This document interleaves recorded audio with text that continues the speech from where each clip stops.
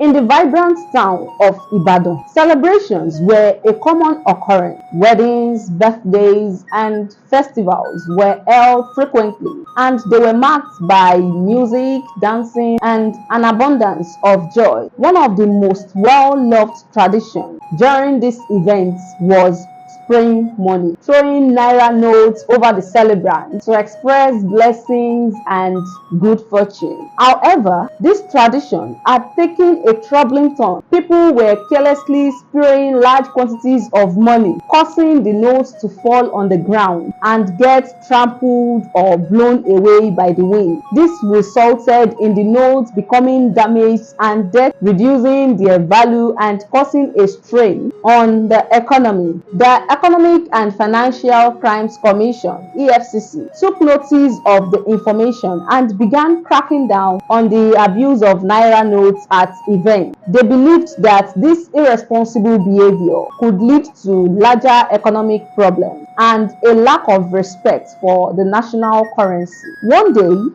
the EFCC conducted a series of raids during various events, arresting people who were found to be abusing the Naira by carelessly spraying it. This caused a stir in the community, as many people viewed the tradition as a harmless expression of joy. Meanwhile, a wise Ifa priest named Babade, who was well respected in the community, noticed the growing tension between the people and the EFCC. He decided to intervene, believing that the community needed to find a way to preserve their tradition while also respecting the values of the Naira. Babade called a town meeting and invited both the community members and the representatives from the EFCC. At the meeting, he spoke of the importance of upholding tradition while also taking care of national currency. He proposed a solution inspired by the Odu Ifa. Babade explained that in one of the Odu Ifa, Ejiogbe, the first and most powerful Odu,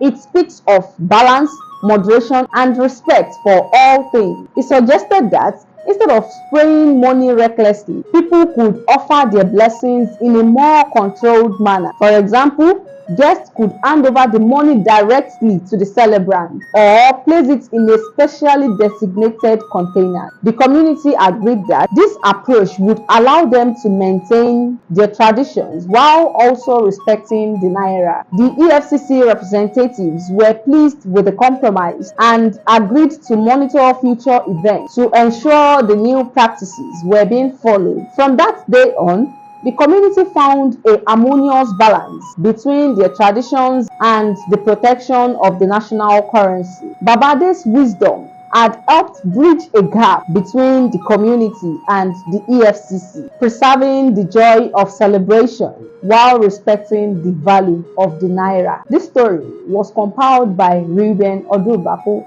I am Omo Umijimo. Bye.